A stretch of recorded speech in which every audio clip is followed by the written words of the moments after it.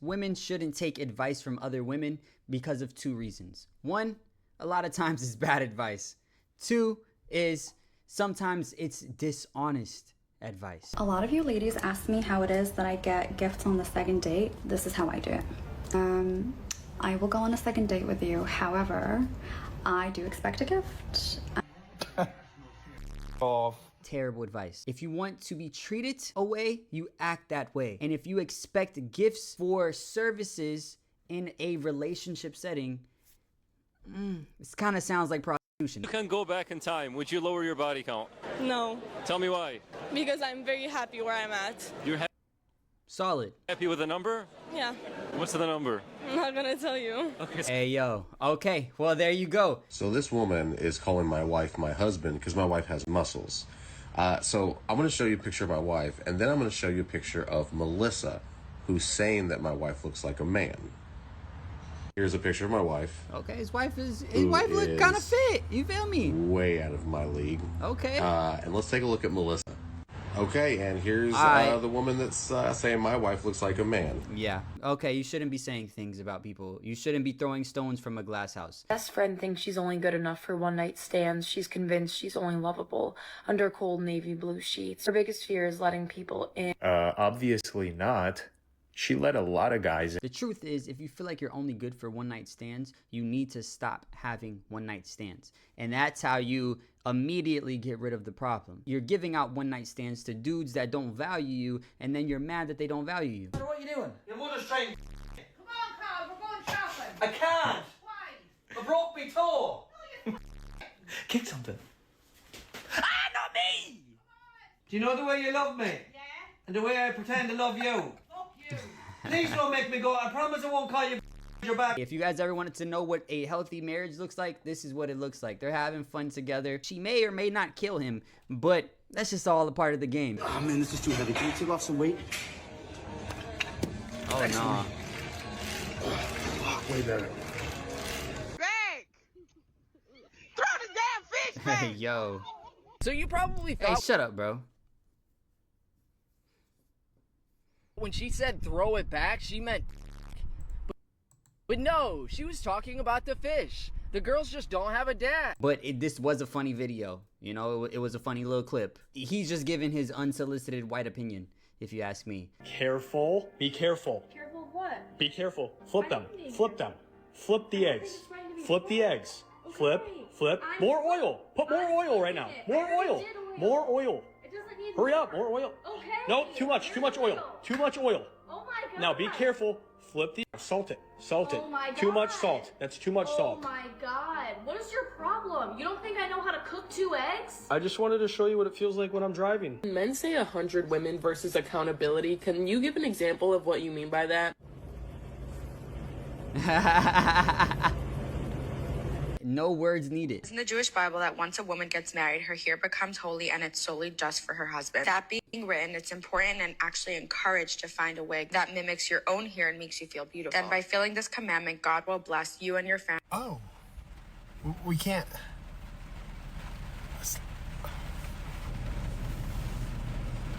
Honestly, I could say if she wants to put the wig where her hairline actually starts and not have a fake hairline that she made herself, it's understandable. But it is an entertaining clip. Thank you. Do you want to be the dad? Because I can't find him. I don't know about. I don't got no kids. Well, you could. I ain't got no kids. Well, you could. I ain't got no kids. You don't want any. Got no kids. Okay, fair enough. He made sure that she knew he don't got no kids, so that means he ain't gonna get with a shorty with kids. Sometimes women with children are best with men with children. You are still putting yourself out there and dating men. I need you to listen to me. Okay, I know I, for one, cannot wait to hear great pieces of advice that a person is willing to impart. True. In order to protect yourself, you need to lie to them. You need to lie about your previous partners. You have never been mistreated in your entire life.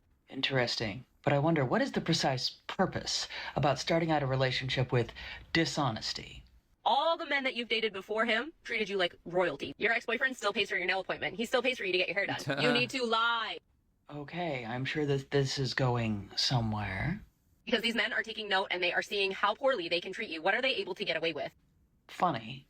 What's the common denominator here? It's the person that keeps choosing to be in the same types of relationships with the same types of individuals that choose to treat them poorly. True. Or are they not seeing that? Can you tell them that your ex is a piece of shit? You're looking to level up? These men are not going to give you what you're looking for. Well, if a person keeps choosing the same type of person over and over again, expecting a different result, it's almost like that's the definition of something. Because now they know the bar is in hell and they are going to treat you just a touch better for a little while until you slip into it, fall in love, and then they can give you the bare minimum and treat you like crap. Yeah, I said what I said. The best solution for this is to stop choosing bad men, number one. Number two is you probably shouldn't talk about your ex at all. If I'm in a relationship with a girl and she tells me everything about her ex and how he's just Superman, I'm going to say, why aren't you with your ex then? If he's such a great man. Okay.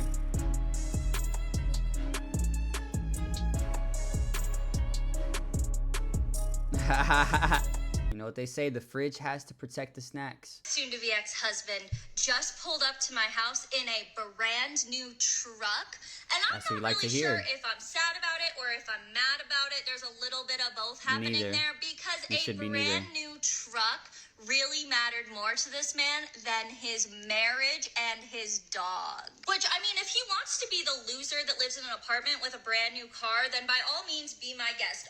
He just got a brand new car because he no longer has a second expense, it seems like. And you're upset about it. He's doing is showing me that he really was a financial burden on me and that I should not keep him around. One of the most consistent arguments we had was that he wanted a brand new $100,000 truck. I think that most guys watching this will guarantee you that that man is so happy with his new truck. Fact. And he's probably not even thinking twice about what his ex-wife thinks about it. Because that's one of the biggest benefits of being single. You get to make all of your choices yourself. And my biggest piece of advice to that soon-to-be ex-wife is to let it go. Because pretty soon, you're not going to have any ties to that man. He's probably very lucky that he got away scot-free at this point. He doesn't have any kids with her, it sounds like. They have a dog together, and they're getting a divorce, and he has a brand new car, and he probably has a brand new apartment, and he's just living life. And to be honest, ex-wife, that car is probably going to get him a lot. When I say a lot of business.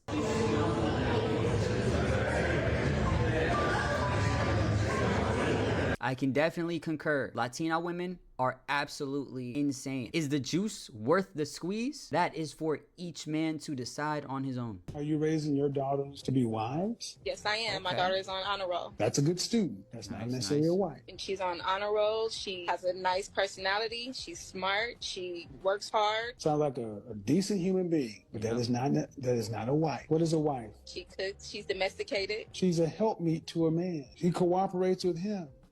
So all the things you just ran down was a citizen. But raising a daughter to be a wife means you're preparing her to be in partnership with a man for a lifetime. So what kind of talks about relationships do I have? We have really long talks about relationships to make sure she's the wife that a man needs when that time comes. About what age do you think that time should come? For her, I hope it's like 30. Okay, so you want your daughter to be an old woman when it comes to be married. I want her to be educated. I want her to have a college degree before she gets married. Why? So that she has that certificate, so that she has that knowledge. What does a college degree have to do with a husband? Well, maybe she'll find her husband in college. And she's not going to graduate till 30? No. Then why? You can't make this shit up. You can't make it up. So, in other words, you're raising your daughter to be another one of these single women. No. Sheesh. Yeah, you are. Why? Because Tell me why. what age does geriatric pregnancy typically start for a woman? 19. Geriatric, meaning old pregnancy. Oh. 35. So if she gets married at 30, I thought it was 40. like, you need to go back to school. Ma'am, 30 years old, you're raising your daughter to get out here, to go get a college degree, to live her life, to experience it, and to get out here and have her fun and be an independent woman. And then you think at 30, she's going to turn around and be able to pick a man off the tree. That's not how that works. You're not really raising your daughter to be a wife. You're raising your daughter to be an independent, modern. Rest in peace to Kevin Samuels. I'm not gonna lie, he was spitting some gems. I did not know that, but geriatric pregnancy started at 35. That is crazy young. If you want your daughter to be a great wife and to find a great husband, the key thing should be teaching your daughter how to find the right man is one. That's number one over everything. If your daughter's looking for the right man, she's not going to give it up to the wrong man. And then teach your daughter how to treat that man right. And that's super simple. That's not even something that would take her life off the tracks. I live with my boyfriend, I pay half the rent. That is... Okay, fair enough. You want to go back to like the 1950s, right? Eek. So you're going to give him as many kids as he wants, right? Cook and clean for him every day? You know, contribute your half. I don't know who needs to hear this, but you absolutely can stay delusional forever if you want to. I'm not gonna lie to you guys. She's sitting in the car talking to her phone with a car seat behind her. She's absolutely right. You can live in delusion if you want to. But then she says, who are we hurting? And the answer is everybody. Here's the world with its couple nuclear explosions and a little oil spill. Okay. Delusion is another word for lies, and if the whole world is living a lie, it won't work anymore. If you lie about how to build an airplane, it'll fall out of the sky. If you lie about how to grow food, everyone will starve to death. And if you lie about your own life, it won't work either. And what is society other than everybody's life? At the end, she says delusion is a happier place, and no, it's not. It just feels like it. All delusion does is numb you out like any other. The reason I'm single, since so many men love to get in my comments and ask me or insinuate that they know why, is because I don't like the way that y'all think. Have you ever noticed that there's 1 million women online with 1,000,001 reasons as to why they're single, but none of the reasons ever include them? If you are looking for a partner and you can't find a partner, at some point you have to look within. Think to yourself, why aren't the people that I want wanting me? So as we're all very much aware, we are living through a chopped man epidemic, and there's a big shortage of bodies. It's gone so bad to the point that, like, if I see an attractive man, it genuinely makes my day. I was walking on the sidewalk earlier, and I saw a cute guy in his car, so I waved to him, and he smiled back at me. And obviously he drove away after that. But I was like, oh my god, a cute guy? This was at 6:50 p.m. It's 7:17, and I'm still like, oh my god. And I feel like this is going to power me through my evening. Like, wow, I actually saw an attractive man today. Like, diamond in the rough, needle in the haystack. Seriously. Can someone explain to me how a man can work all day to keep a woman home nice and comfortable, and he'll come home to no home cooked meal in a dirty house? She might be cooking. I mean, isn't the whole point of staying home to help make the person who's working all day's life easier? I was sleeping for night shift and our toddler wasn't having it. Hi, so this is actually a forum of intimate partner violins. Sleep deprivation is unfortunately a very common ABUSC tactic that is designed to punish the victims as well as chastise them further for any mistakes they make while exhausted. In the critically acclaimed book, Why Does He Do That?, it is even considered one of the most serious forms of physical harm. So sleep deprivation is a form of physical abuse. You don't let your husband sleep because he works all day, and then you're upset at him because he doesn't do the things that you want him to do, but he's actually exhausted. He's being tortured. And despite the male-centered title of this book, women are capable of it as well, clearly. And yes, kids will be kids, but she has provided us enough context to understand that A, she understands that these are the hours her husband needs to sleep for his night shift, and B, that she was close enough to stop the disruption, but chose to just sit back and watch and laugh. And now I can say this can be anything. He might have just walked into the room, or it's almost time for him to wake up. We have to take this with a grain of salt. Instead, not getting enough sleep leads to so many short and long-term health effects and is one of the leading causes of anxiety and depression in parents. If your partner treats you like this, they are treating you like they hate you, and you need to run. Pick an evening to cook dinner, clean the kitchen, put the kids to bed, and clean the house. Then... Okay. I can get behind this, but I feel like he's going to take it to a level where it's going to be very cuck-like. Tell your wife that you think that you did it wrong because you're still in the mood to mess around, and she's too tired after she does just one of those things. I know what you're thinking. Foolproof plan, right? No. Wrong. The most magical part is she'll still find a way to be the victim. I mean, come on. If you were married to someone that could recognize that your needs were just as valid as hers, would you even be married? He's definitely thought this through, and he's probably tried it himself. If your wife no longer wants to sleep with you, my friend, you're kind of cooked. You might as well get into the bathroom and grab that lotion. Call it a night. And don't ask her no more until she wants to get some from you. She says that she's tired every night, and you go do everything that she usually does, and then try to, get down to business. The one night that you actually do all those things, now you're expecting more from her. What you should do is do all those things for a couple of nights in a row, and then find a way to get her into the mood, find a way to get her juices flowing, and then you might actually get some.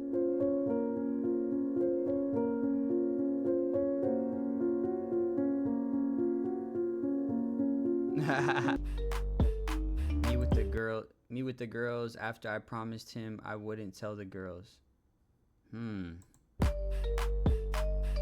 This seems like an inaccurate measurement, if you ask me. It usually starts from up here down to so this is 1, 2, it's going this way. You're starting from this way. There's not a lot of brain cells in this video. Yeah, bro, hold out your fingers. Let me squeeze it. That's how tight she was. You don't feel uncomfy doing this? You don't feel like this is a little bit disrespectful? You don't feel like this is kind of a double standard here? Not to mention, I don't know what it is with some girls, but the moment you tell them that your man is well endowed, that he's storing Thor's hammer down there, they instantly, from that moment forward, have decided that it is going to be their personal mission to try to man. When somebody has decided to share their body with you, I feel like that's something that's kind of sacred, something that you should appreciate, keep to yourself, and respect their bodies. I think a lot of girls think that men will take this as a compliment, oh, she's telling all her friends. No, most of them feel mortified. Just mortified. So let's not. If you feel uncomfortable that your girl told her friends how big your pecker is, probably because your pecker isn't that big, but also at the same time, I can understand when you do take a look at the backwards equivalent, it is something that is terrible. Men love. Woman love money. Would you rather one night with us or a year's supply of this sandwich? A year supply every single time. There's no way that you can ever trick me. There is absolutely no woman that you can put in front of me that I would choose to have a night with over 365 days of free meals. Absolutely no woman on this planet Earth that you can trick me with, bro. But that goes to show you the way to a man's heart is, in fact, their belly.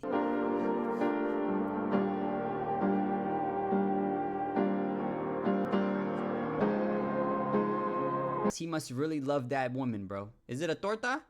I saw another one. It was called a pan dulce. I don't know what either of them means. I couldn't tell you what those words actually meant, but that's what they say. I hope it's not like a slur or something. I know if I have body fat or bloating, it's fat. I'm telling you right now.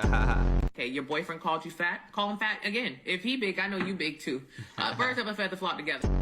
Hey, Alana, what can I eat for a late night snack? Sleep. Chew on your pillow. So delicious. How do you motivate yourself to take action to lose weight? Look in the mirror with no clothes on. That should scare you. You should jump scare into the kitchen to eat less. What if I can't stop eating McDonald's? Well, you'll get heart disease. That's not a problem for me. I'm not dying of heart disease. You are. I'm scared to weigh myself. Why? You're not scared of Chick-fil-A, but you scared to weigh yourself? You wasn't scared when you DoorDash yesterday, but you scared to weigh yourself. No, that's funny to me. You're not scared of crumble cookies, but you're scared to weigh yourself. That's so interesting to me. I like you. You silly. You silly. You silly. You're scared to comment. Why? You're not scared to eat, but you're scared to comment? Yesterday, you wasn't afraid to have soul food Sundays, but you scared to talk about it today. That's weird. How do you lose love handles? Eat food you hate. You eat food that you love. That's how you got love handles. Eat food you hate to get rid of them. She's giving advice in a way that most people would not want to hear it, but it needs to be said. Whatever advice she gives you, you need to absolutely take it face value, my friend.